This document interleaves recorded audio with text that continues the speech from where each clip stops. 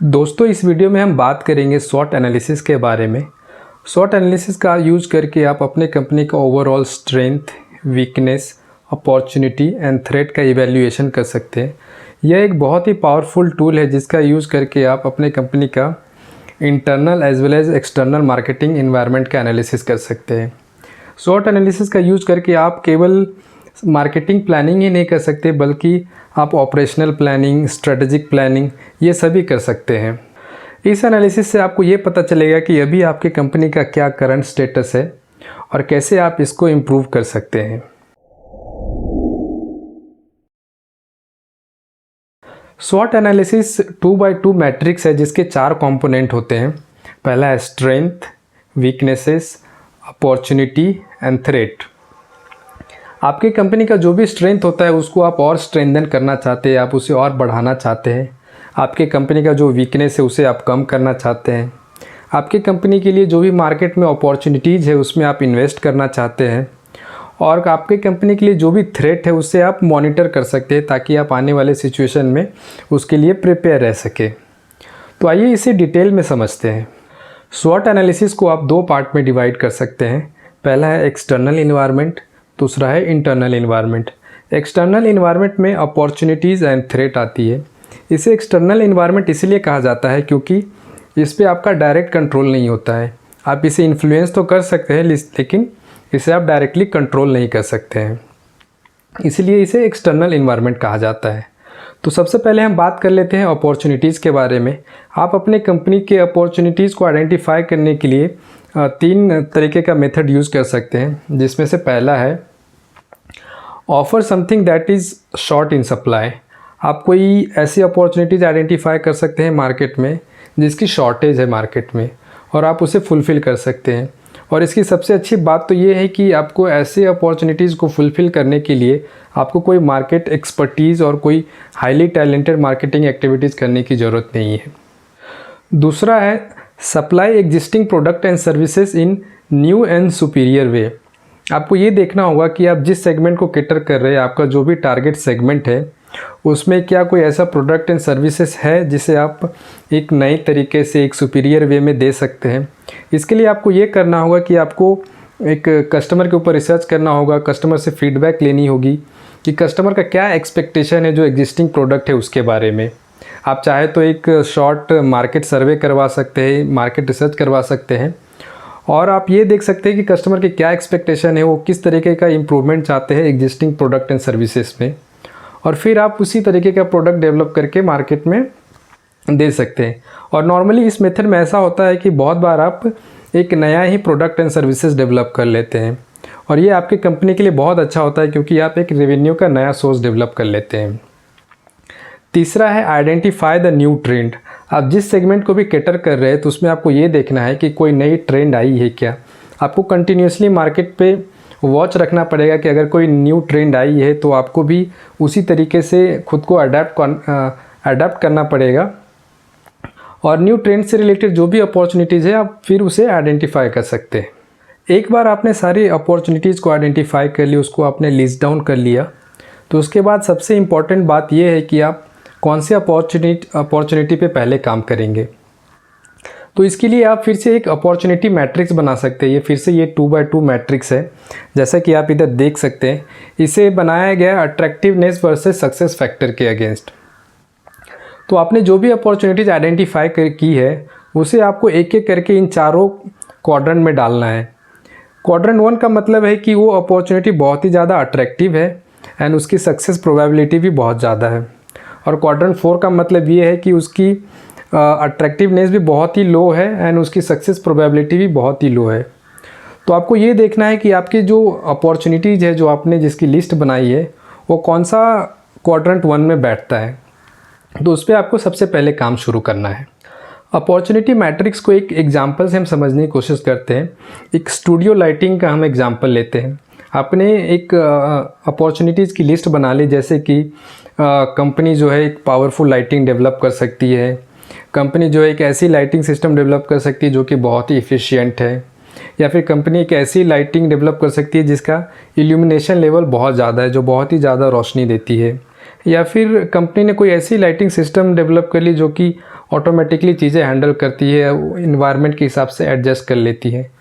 तो इन चारों अपॉर्चुनिटी को जो आपने आइडेंटिफाई की है उसको आपको एक एक करके इस 2x2 मैट्रिक्स में डालना है, और जो अपॉर्चुनिटी क्वाड्रेंट 1 में बैठेगा वो उस पर आपको सबसे पहले फोकस करना है, उस पर आप सबसे पहले काम शुरू कर सकते हैं। आइए अब बात करते हैं थ्रेड्स के बारे में। जैसे आपने अपॉर्चुनिटीज़ आइडेंटिफाई कर ली, उसी तरीके से आपको थ्रेड्स को भी आइडेंटिफाई करना है कि आपके कंपनीज़ के लिए कौन कौन से चीज़ थ्रेड्स के कैटेगरी में आते हैं। तो इसे आप कैसे आइडेंटिफाई करेंगे? इसके लिए आप ये देख सकते हो कोई भी चीज़, ऐसी कोई भी पैरामीटर जो आपके कंपनीज़ के रेवेन्यू एंड प्रॉफिट दोनों को कम करती है, तो आपके थ्रेड के कैटेगरी में आएगा। तो फिर से आपने एक बार थ्रेड्स को आइडेंटिफाई कर ली, उसकी एक लिस्ट बना ली, तो आप एक थ्रेड मैट्रिक्स बना सकते हैं ताकि आप फोकस कर सके कि कौन सी थ्रेड जो है आपके लिए सबसे ज़्यादा सीवियर है। थ्रेड मैट्रिक्स भी 2x2 मैट्रिक्स है। इसे बनाया जाता है seriousness versus probability of occurrences के बारे में। तो आपको सेम उसी तरह आपको थ्रेड्स को आइडेंटिफाई करना है, उसकी एक लिस्ट बनानी है, और आपको देखना है कि कौन सा थ्रेड आपके कौन से क्वाड्रेंट में बैठता है। अगर क्वाड्रेंट 1 में जाता है तो उसकी सीरियसनेस भी ज़्यादा है और उसकी प्रोबेबिलिटी ऑफ अकरेंसेस भी ज़्यादा है। अगर कोई थ्रेड आपके क्वाड्रेंट 4 में बैठता है तो उसकी सीरियसनेस कम है और उसकी प्रोबेबिलिटी ऑफ अकरेंसेस भी कम है। तो जो थ्रेड आपके क्वाड्रेंट 1 में बैठता है उस पर आप फोकस कर सकते हैं और उससे बचने के लिए एक्शन प्लान बना सकते हैं, कैसे आप उस थ्रेड से बच सकते हैं। फिर से हम इसे एक एग्जांपल से समझने की कोशिश करते हैं स्टूडियो लाइटिंग के। स्टूडियो लाइटिंग कंपनी ने ऐसे 4 थ्रेड्स आइडेंटिफाई कर ली जो कि आप इधर देख सकते हैं, जिसमें सबसे पहला है कि कॉम्पिटिटर ने सुपीरियर लाइटिंग सिस्टम डेवलप कर लिया, या फिर कोई इकोनॉमिक डिप्रेशन आ गई है, या फिर किसी तरीके से आपके प्रोडक्ट की कॉस्ट बढ़ने वाली है, या फिर गवर्नमेंट कोई ऐसी रूल लेकर आई है जिसके वजह से कि नंबर ऑफ़ स्टूडियोज़ जो है जो बनने वाली है उसकी क्वांटिटी वो मॉनिटर करेगी, या फिर आप ये बोल सकते हैं कि क्वांटिटी लिमिटेड होगी, जिसके वजह से आपके प्रोडक्ट की सेल भी लिमिटेड हो जाएगी। आपको इन चारों थ्रेड्स को इस 2x2 मैट्रिक्स में डालना है, और जो थ्रेड क्वाड्रेंट 1 में बैठेगा वो आपके लिए बहुत ही ज़्यादा सीरियस रहेगा और उसकी होने की प्रोबेबिलिटी भी बहुत ज़्यादा होगी। तो उस पर आप ज़्यादा फोकस कर सकते हैं और उसे एड्रेस करने के लिए आप एक्शन प्लान बना सकते हैं। अब हम SWOT मैट्रिक्स के दूसरे हिस्से की बात कर लेते हैं। दूसरे पार्ट में आता है इंटरनल इन्वायरमेंट। इंटरनल इन्वायरमेंट में आता है स्ट्रेंथ एंड वीकनेसेस। इसे इंटरनल इन्वायरमेंट इसलिए कहा जाता है क्योंकि इस पर आपका डायरेक्ट कंट्रोल भी होता है और आप इसे इन्फ्लुएंस भी कर सकते हैं। सिर्फ यही इम्पॉर्टेंट नहीं होता है कि आप कोई भी अच्छी अपॉर्चुनिटीज़ आइडेंटिफाई कर ले, ये भी उतना ही इम्पॉर्टेंट है कि आप उस अपॉर्चुनिटी का यूज़ करके क्या आप अपने कंपनी के लिए एक्स्ट्रा रेवेन्यू और एक्स्ट्रा प्रॉफिट जनरेट कर सकते हैं। आप अपने कंपनी का स्ट्रेंथ एंड वीकनेसेस आइडेंटिफाई करने के लिए एक चेकलिस्ट फॉलो कर सकते हैं, एंड देन आप डिसाइड कर सकते हैं कि कौन कौन सा पैरामीटर आपके कंपनी के लिए स्ट्रेंथ हो सकता है और कौन कौन सा पैरामीटर आपके कंपनी के लिए वीकनेसेस है। जैसा कि आप इस चेकलिस्ट में देख सकते हैं, इसे अलग अलग डिपार्टमेंट्स में डिवाइड किया गया है। जैसे कि मार्केटिंग डिपार्टमेंट है, तो मार्केटिंग डिपार्टमेंट में ऐसे क्या क्या पॉइंट्स हो सकते हैं जिसमें आप स्ट्रेंथ एंड वीकनेस आइडेंटिफाई कर सकते हैं, इसका एक पूरा लिस्ट दिया गया है। उसी तरीके से आप फाइनेंस डिपार्टमेंट में कौन कौन सी चीज़ें आपके लिए स्ट्रेंथ हो सकती है, वीकनेसेस हो सकती है। सेम चीज़ मैन्युफैक्चरिंग डिपार्टमेंट के लिए आप देख सकते हैं। ऑर्गेनाइजेशन, ओवरऑल ऑर्गेनाइजेशन के ऊपर भी देख सकते हैं। एंड फिर आप इन सारे पैरामीटर्स पे आप ये देख सकते हैं कि ये एक मेजर स्ट्रेंथ है या फिर माइनर स्ट्रेंथ है, या फिर ये न्यूट्रल है, या फिर ये आपके लिए वीकनेस है, या फिर मेजर वीकनेस है। और इसी तरीके से आप इसे एक हाईलाइट करके रख सकते हैं कि कौन कौन सा पैरामीटर अलग अलग डिपार्टमेंट के लिए आपके लिए स्ट्रेंथ हो सकता है, जैसे कि आप बिल्ड कर सकते हैं, उसे और स्ट्रेंथन कर सकते हैं, और कौन कौन सा पैरामीटर जो है वो आपके लिए वीकनेसेस है, जैसे कि आप कम करना चाहते हैं। तो ये चेकलिस्ट का यूज़ करके आप बहुत ही आसानी से आप अपने कंपनी के स्ट्रेंथ्स एंड वीकनेसेस को आइडेंटिफाई कर सकते हैं। सो फ्रेंड्स, आपको SWOT एनालिसिस बनाते समय कुछ चीज़ों का आपको बहुत ध्यान देना है। एक बार आपने अपने कंपनी के लिए strength, weaknesses, opportunities and threads को आइडेंटिफाई कर ली, उसकी एक लिस्ट बना ली, उसे आपने उनके क्वाड्रेंट में डाल दिया, तो आपको कोई भी डिसीजन लेने से पहले आपको ये देखना है कि वो डेटा ड्रिवन होना चाहिए। आप जो भी किसी भी पैरामीटर या फिर वो स्ट्रेंथ हो, अपॉर्चुनिटी, वीकनेस, थ्रेड, जिस पे भी आप काम करना चाहते हो वो डेटा ड्रिवन होना चाहिए। तो आप डेटा कैसे कलेक्ट कर सकते हैं? पहले हम बात करते हैं इंटरनल एनवायरनमेंट की, जो कि होती है स्ट्रेंथ एंड वीकनेसेस। जैसे कि आपने चेकलिस्ट तो देख ही लिया था कि कौन कौन सी चीज़ों पे आप देख सकते हैं कि आपके कंपनी के लिए वो स्ट्रेंथ हो सकता है या फिर वीकनेसेस हो सकता है। बट उसको और हम अच्छे से कैसे आइडेंटिफाई कर सकते हैं, उसके लिए आप डेटा कलेक्ट कर सकते हैं। तो डेटा कलेक्ट करने के लिए बहुत सारी चीज़ें अवेलेबल होती है, जैसे कि आप अपने बोर्ड और एग्जीक्यूटिव मेंबर का आप इंटरव्यू ले सकते हैं कि उनका क्या मानना है। आप अपने एम्प्लॉय का सजेशन ले सकते हैं, उनका फीडबैक ले सकते हैं।